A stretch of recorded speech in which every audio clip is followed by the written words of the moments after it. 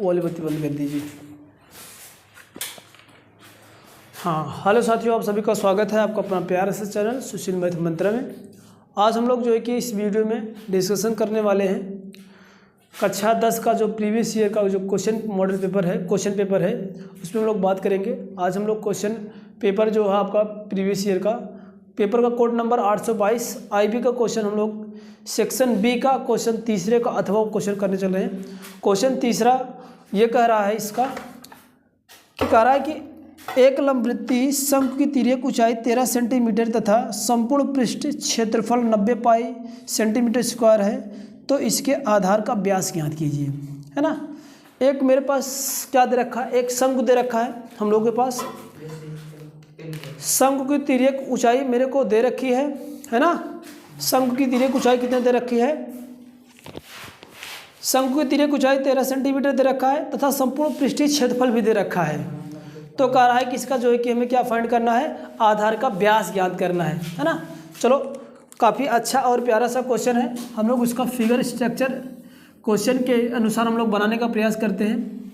ये मेरे पास समझ लेते हैं, इसको बना लेते हैं। ये मानते हैं कि एक मेरे पास शंकु है, ये आपका दैट इज कोन, ठीक है ना। ये शंकु है, इसको हम लोग ऊंचाई बोलते हैं, और ये स्लैट हाइट है, इसको हम लोग तिर्यक ऊंचाई बोलते हैं। इसमें दे रखा है, ये आपका तिर्यक ऊंचाई कितना दे रखा है, 13 सेंटीमीटर दे रखा है, ठीक है ना। और इसका पृष्ठीय क्षेत्रफल दे रखा है ना। क्या दे रखा है, संपूर्ण पृष्ठीय क्षेत्रफल दे रखा है ना। अब जो जो चीज़ यहाँ पर दिया हम लोग लिख लेते हैं। क्या क्या दे रखा है हम लोग को,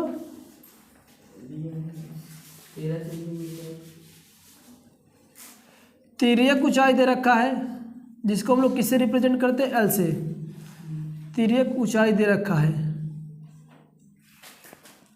कितना दे रखा है, 13 सेंटीमीटर। और क्या दे रखा है, हाँ, संपूर्ण पृष्ठ का क्षेत्रफल दे रखा है ना, क्षेत्रफल दे रखा है 90 पाई सेंटीमीटर का स्क्वायर दे रखा है। तो व्यास पूछ रहा है ना भाई, व्यास हम लोग को फाइंड करना है। अब हम लोग शंकु का संपूर्ण पृष्ठ का क्षेत्रफल क्या होता है, वृत्त का क्षेत्रफल, जो संपूर्ण पृष्ठ का जो क्षेत्रफल होता है, फार्मूला क्या होता है, देखो पहले हम लोग इससे यूज करेंगे, है ना। शंकु का जो संपूर्ण पृष्ठ होता है, संपूर्ण पृष्ठ बराबर क्या होता है, ये वाला एरिया धन आपका इसका। तो मतलब क्या होता है, इसका एक लगा हुआ वृत्त है और इसका क्या होता है, ये इसको हम लोग बोलते हैं वक्र पृष्ठ। तो शंकु का वक्र पृष्ठ प्लस का वृत्त का क्षेत्रफल, तो होगा क्या, ये हो तो मैं ऐसा लिख रहा हूँ, पाई आर एल प्लस का पाई आर का स्क्वायर। ये आपका शंकु का वक्र पृष्ठ है और ये इस पे शंकु के नीचे लगा हुआ वृत्त का क्षेत्रफल है। तो इसको हम लोग ऐसे निकालें, तो इन दोनों में पाई अगर आर कॉमन लेंगे तो क्या बनेगा, एल प्लस का आर बनेगा। ये आ जाता है किसका फार्मूला आपका हो गया, ये बन गया मेरे पास शंकु के संपूर्ण पृष्ठ का क्षेत्रफल बन गया। ये वाला पहलू मेरे पास दे रखा है, तो यहाँ पर जो जो पहलू मुझे पता है इसको लगते चल रहे हैं। संपूर्ण पृष्ठ कितना दे रखा है, 90 पाई, यहाँ पर 90 पाई लिखेंगे, बराबर ये पाई ऐसे रहने देंगे, आर को रहने देंगे क्योंकि मुझे आर निकालना है। एल की वैल्यू दे रखा है, ये एल माने तिर्यक ऊंचाई, तो 13 दे रखा है, और आर मुझे निकालना है, इसको आर को ऐसे रहने देना है।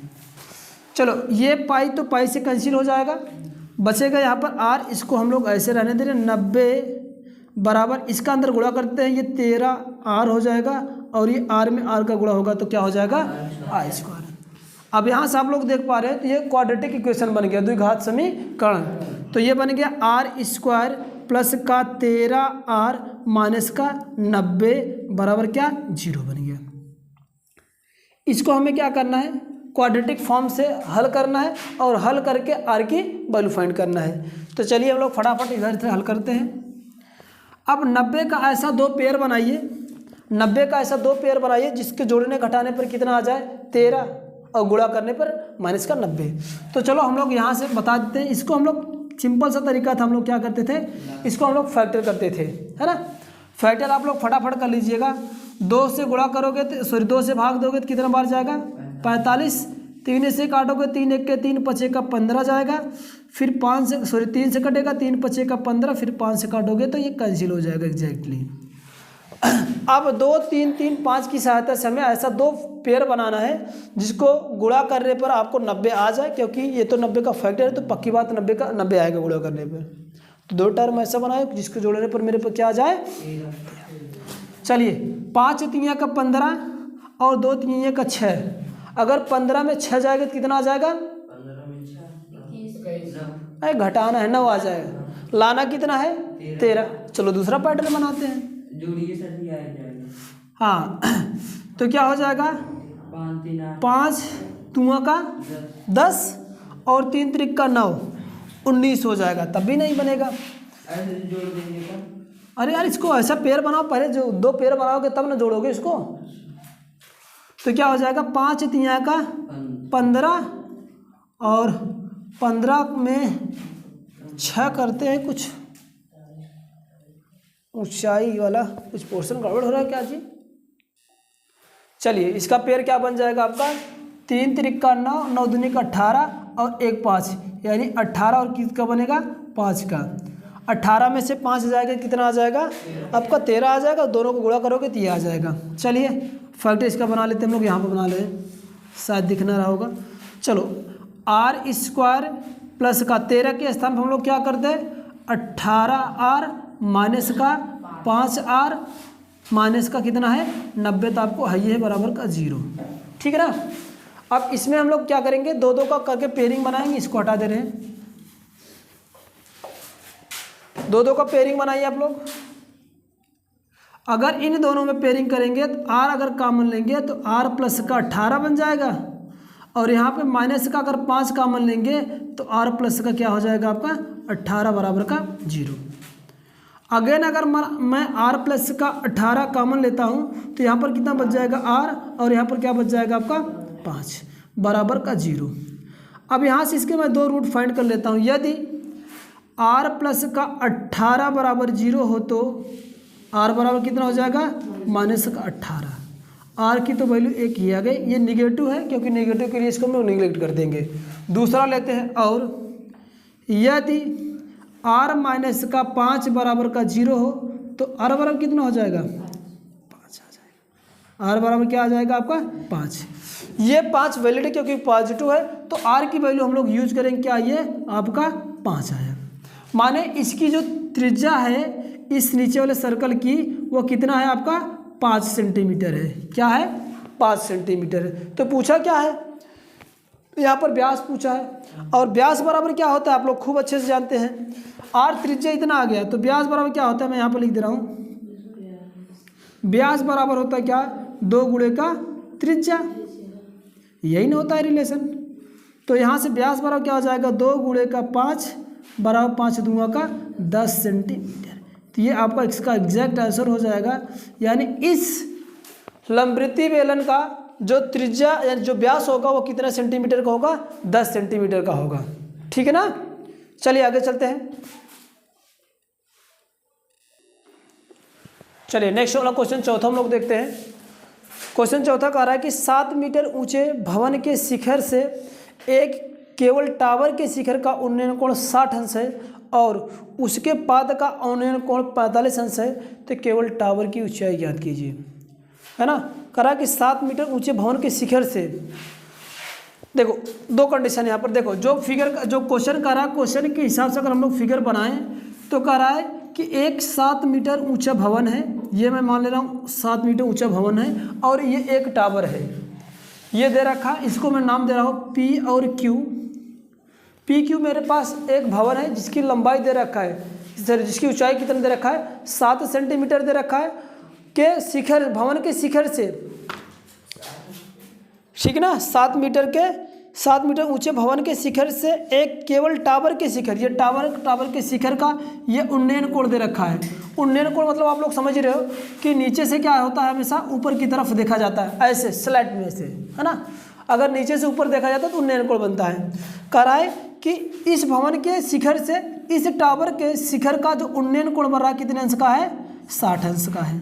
ये दे रखा है, ये हम इसको ए बी मान लेते हैं। जो टावर मेरे पास है वो मेरे पास क्या है, ए बी है, ठीक है ना, 60 अंश का बना है। फिर आगे क्या कहा कि और इसके पाद के अवनयन कोण 45 अंश है। और अवनयन कोण क्या होता है, ऊपर से नीचे की तरफ देख रहा है, मतलब यह व्यक्ति जहाँ यहाँ पर बैठा है वो नीचे इसके पाद पे देख रहा है, तो इसका जो अवनयन कोण है वो कितना का बता रहा है कि 45 अंश का है। यही ना दे रहा, 45 अंश का दे रखा है ये। तो कह रहा है कि बताइए केवल टावर की ऊंचाई ज्ञात कीजिए। क्या पूछ रहा है, टावर की ऊंचाई। ये पूरी ओवरऑल लेंथ पूछ रहा है, इसकी लंबाई क्या होगी। ये नहीं पता है तो हम लोग इसको h मान लेते हैं, इसको इसके बीच का डिस्टेंस हम लोग क्या मान लेते हैं, इसको x मान लेते हैं और इसको h मान लेते हैं, ठीक है ना। ये देखो ये z का शेप है, अगर इसका एकांतर कोण हम लोग देखें, अगर ये 45 है तो ये भी कितना होगा आपका 40 का 5। कैसे होगा, एकांतर कोण से, है ना। ये आपस दोनों बराबर होते हैं। जब दो समांतर रेखाओं को एक तिरक रेखा काटती है तो एकांतर कोण आपस में, ये फिगर इस तरह से स्ट्रक्चर बनके तैयार होगा। अब हम लोग लिखेंगे क्या, लिखना हम लोग क्या है कि माना, ऐसे आप लोग को अच्छे से लिखना है, माना ये दे रखा है, इसकी लेंथ दे रखा है, तभी तो गड़बड़ हो जाओगे। ये 7 मीटर दे रखा है। अब ये बात कर रहे हैं, माना टावर है ना, टावर की ऊंचाई हम लोग क्या मान लेते हैं, बराबर h मीटर, ठीक ना। और टावर और मकान के बीच की दूरी क्या मान लेते हैं, x मान लेते हैं। तथा मैं ऐसे डायरेक्ट लिख दे रहा हूँ QB के बीच की दूरी, QB बराबर क्या, x मीटर। अगर मेरी बात समझो, अगर ये लेंथ, ये ओवरऑल यहाँ से लेकर के यहाँ तक h था और ये लेंथ दे रखा है, कितना दे रखा है 7। अगर ये 7 है तो ये भी 7 है, क्योंकि पैरेलल है, समांतर ना, 7 मीटर ये है। तो यहाँ से लेकर के इसकी लेंथ क्या होगी, मतलब ए, इसका कोई नाम दे रहा हूँ, ए बी, इसको सी नाम दे रहा हूँ। तो ए सी की वैल्यू क्या हो जाएगा, टोटल h था, h में से 7 घटा दो तो h माइनस का क्या हो जाएगा, 7 माइनस h मत करना, h माइनस का 7 मीटर, ठीक है ना। सारी वैल्यू मुझे पता चल गई, तो यहाँ से हम लोग लिख सकते हैं। और क्या, ए सी बराबर क्या हो जाएगा, ए सी बराबर आपका h माइनस का 7 मीटर। और क्या दे रखा, और क्या हम लोग एडजस्ट किए हैं, और ये दूसरा हम लोग क्या, बी सी का ना, और बी सी की वैल्यू क्या हम लोग निकाले हैं, ये भी 7 मीटर के बराबर होगा। इसका लेंथ किसके बराबर है, पी क्यू का, क्योंकि ये मकान था। ये पूरा डाटा हम लोग को पता चल गया है। अगर यहाँ से हम लोग वैल्यू निकालना चाहें तो हम लोग पहले हम लोग क्या करते, त्रिभुजीय वाला ले लेते हैं। इसकी तो मुझे दूरी पता, अगर ऊपर वाला काम आ जाए तो मेरे आसान हो जाएगा। चलिए हम लोग क्या है, समकोण त्रिभुज, समकोण त्रिभुज पी सी ए में, पी सी ए में,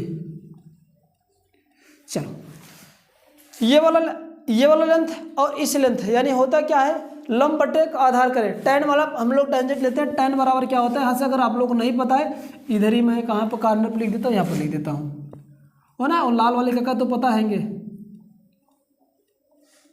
ना, लास्ट वाला टैन लंब बटे का आधार, तो ये लंब होगा, ये आधार, कोण के सामने की भुजा ये लंब होती है, और जिस पे रुका होता है वो क्या होता है आपका आधार। तो लंब बटे क्या हो जाएगा, टैन, टैन कितने का दे रखा है, 60। टैन बराबर क्या होता है, लंब, इसका लंब कितना है, AC है, बटे का आधार कितना है, PC है।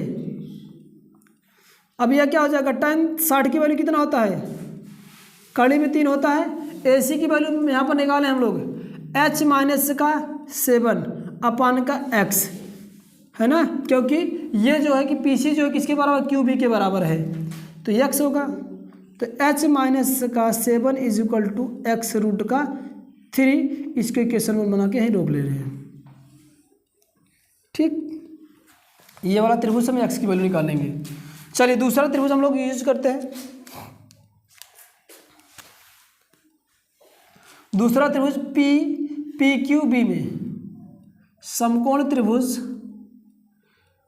पी बी पी अच्छा क्यू, क्योंकि 90 अंश का क्यू है, पी क्यू बी। चलो इसी में अप्लाई करो, इसमें भी वही चीज़ होता क्या है, tan थीटा की वैल्यू कितना 45 बराबर केवल लंब बटे का आधार, बोलो पी क्यू अपान का क्या हो जाएगा क्यू बी। और tan 45 का मान खूब अच्छे से आप लोग जानते हैं 1 होता है। पी क्यू की वैल्यू कितना दे रखा है 7, और इसकी वैल्यू कितना है बी क्यू की वैल्यू x है। तो यहाँ से इसका क्रॉस मल्टीप्लिकेशन करोगे तो x बराबर कितना आ जाएगा 7 मीटर। यानी मकान और टावर के बीच की भी दूरी कितनी थी 7 सेंटीमीटर। इसका मान हम लोग उठा के यहाँ पर रख दें, यश का मान आ जाएगा, है ना। इसको 2 मान लेते हैं। यक्स का मान समीकरण 1 में रखने पर,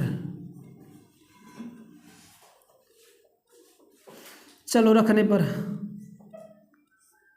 क्या हो जाएगा, यहाँ पर रखो h माइनस का 7 बराबर x की वैल्यू कितना 7 कड़ी में 3। भाई यहाँ पर x के स्थान पे 7 रख दिए। अब यहाँ से क्या होगा, h की वैल्यू मुझे निकालना, h को यहीं रहने दो, ये -7 उधर जाएगा तो क्या हो जाएगा प्लस बन जाएगा, 7 कड़ी में 3 प्लस का 7। यहाँ से अगर हम कड़ी में 7 अगर कॉमन लेंगे तो कड़ी में 3 प्लस का 1 बन जाएगा। तो ये इतना मीटर इसकी हाइट आ जाएगी। अगर इसका इतना आपको किए फिर भी ठीक है, अदरवाइज आपको इसको परिमीकरण करेंगे तो कुछ दूसरी वैल्यू आ सकती है। तो आएगी क्या, मैं समझ रहा हूँ यहाँ पर 2 हो जाएगा, 7 दूनी 14, 14 बटे कड़ी में 3 माइनस का 1 आ जाएगा, ठीक है ना। तो ये इससे का आंसर आ जाएगा। ये जो टावर की लंबाई थी यानी ऊंचाई जो थी वो कितनी थी आपका 7 कड़ी में 7 इंटू कड़ी में 3 प्लस का 1, ठीक है ना। चलिए आगे चलते हैं हम लोग। चलिए नेक्स्ट क्वेश्चन देखते हैं हम लोग, चौथे का अथवा वाला क्वेश्चन है। करा कि जब सूर्य का उन्नयन कोण फाई से थीटा हो जाता है तो क्षैतिज तल में खड़े एक स्तंभ की छाया a मीटर अधिक हो जाती है। स्तंभ की ऊंचाई ज्ञात कीजिए, ठीक है ना। स्तंभ की ऊंचाई पूछ रहा, थोड़ा काफ़ी अच्छा क्वेश्चन है और बहुत सिंपल सा है। चलिए उन्होंने क्या कहा, क्वेश्चन में कहा गया कि एक आपका मेरे पास ऐसे स्तंभ है, स्तंभ का जब स्तंभ ये इस तरह से मैंने बताया, एक स्तंभ बनाया कि जब सूर्य का जो उन्नयन कोण था, उन्नयन जो कोण था जब थीटा था, तब इसकी हम लोग जो है कि इस यहाँ से और इस खंभे के बीच की दूरी हम लोग x मानते हैं और इस खंभे की ऊंचाई हम लोग h मानते हैं। तो इतना था। जैसे थीटा से मेरे पास फाई हुआ, जैसे थीटा से मेरे पास इसका सूर्य का उन्नयन कोण जब फाई हो गया तो इसकी दूरी से क्या होगा a मीटर की दूरी बढ़ गई। तो होगा क्या, ये जैसे बढ़ेगी, कहने का मतलब इतना h था ही, अब ये परछाई यहाँ पर बनने लगी, इतना एक्स्ट्रा यानी a बढ़ गया। तो यहाँ से क्या हो जाएगा, टोटल वाला जो लेंथ हो जाएगा इसका a प्लस का, यानी इसका नाम दे देते हैं a b आपका पिलर है, c वाला ये था और d वाला इसको मान ले रहे हैं। तो ये टोटल लेंथ क्या हो जाएगा a प्लस का x बनेगा। फिर से समझिए, ये पिलर की जो लंबाई थी इसको हम लोग h माने हैं, और जहाँ पहले बिंदु था जहाँ थीटा जो कोण बना रहा था उसको मैंने बिंदु को c माना हूँ। जब इसका c था तो c और b के बीच की दूरी x मैंने माना था। फिर कहा क्या, जैसे थीटा से इस सूर्य का उन्नयन कोण फाई हो गया तो उसकी दूरी a मीटर अधिक हो गई। a मीटर अधिक का मतलब कि यहाँ से a मीटर इंक्रीज हो गया, तो मतलब d से b तक डिस्टेंस पूरा क्या बन जाएगा a प्लस का x और ये h बन जाएगा। तो कह क्या रहा है, तो स्तंभ की ऊंचाई ज्ञात कीजिए। इसकी ये हाइट पूछ रहा है, स्तंभ कितनी ऊंची रही होगी, ठीक है ना। तो चलो इसको फटाफट हम लोग यहाँ पर लिखेंगे, जो चीज़ हम लोग यहाँ पर एडजस्ट किए हैं। माना स्तंभ की ऊंचाई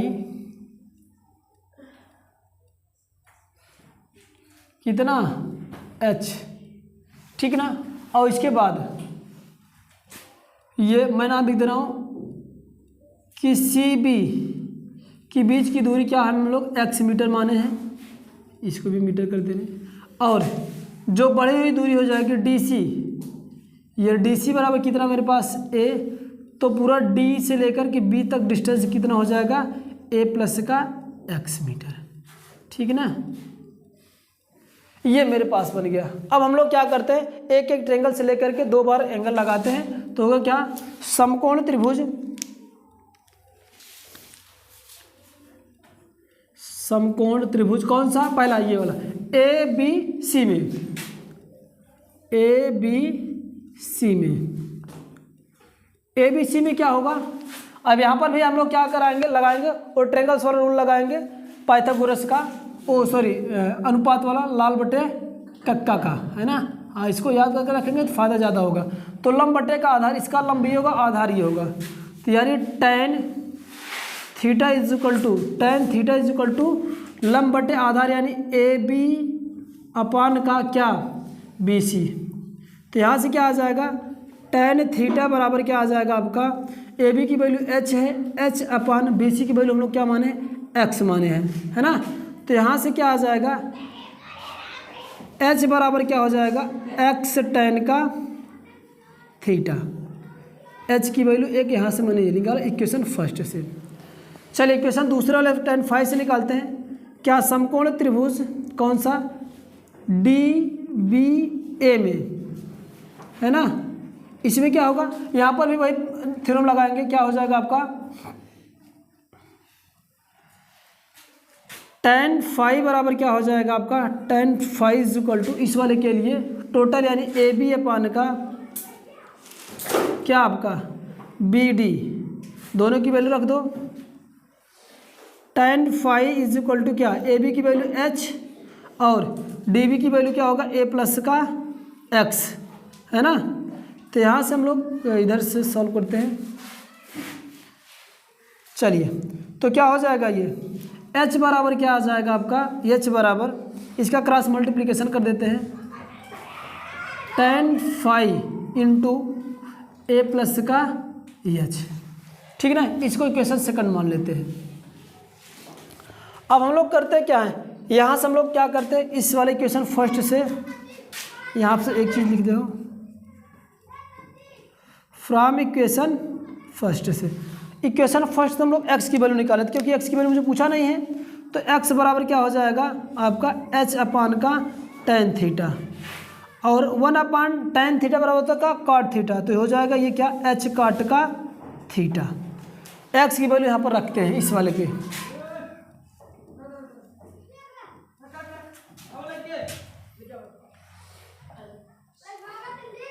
ये h नहीं है, x है, तभी तो कर रहा हूँ।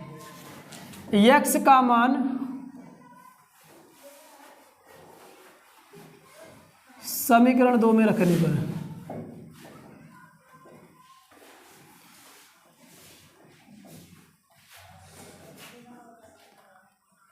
चलिए रखते हैं फट से, ये आ जाए क्या आपका, h बराबर tan थीटा इंटू ए की वैल्यू तो ए ही रहेगा, h की वैल्यू, x की वैल्यू कितना है, h cot का थीटा, क्रॉस इसका अंदर मल्टीप्लिकेशन कर दे रहे हैं,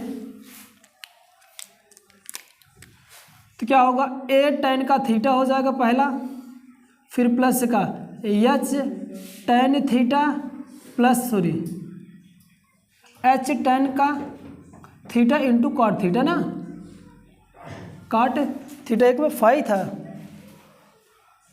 इसमें दूसरे में फाई था, ये मैंने हम लोग गलत किया, ये फाई, तभी तो, नहीं तो भी गलत हो जाएगा। तो क्या हो जाएगा यहाँ से, तो h is equal to tan five और a प्लस का कितना, h काट का फाइव कि थीटा, कॉट का थीटा, तो ये हो जाएगा यहाँ से h बराबर क्या हो जाएगा, a tan फाइव प्लस का h tan फाइव और कॉट का थीटा।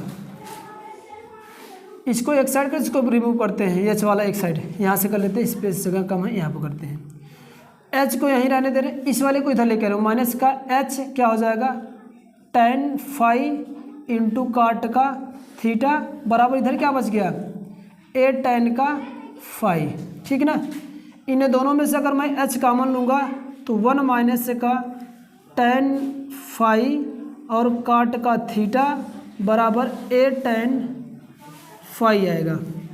तो यहाँ से h बराबर क्या आ जाएगा आपका a tan फाई अपान का क्या हो जाएगा 1 माइनस का tan फाई इंटू काट का थीटा। ये h की वैल्यू आ जाएगा।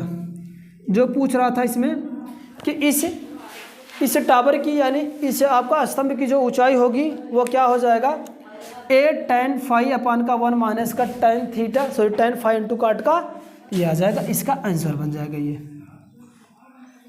ठीक है ना। इस तरह से इसको हमें क्या करना है, इसको सॉल्यूशन इस तरह से फाइंड करना है। आप लोग नोट कर लीजिए।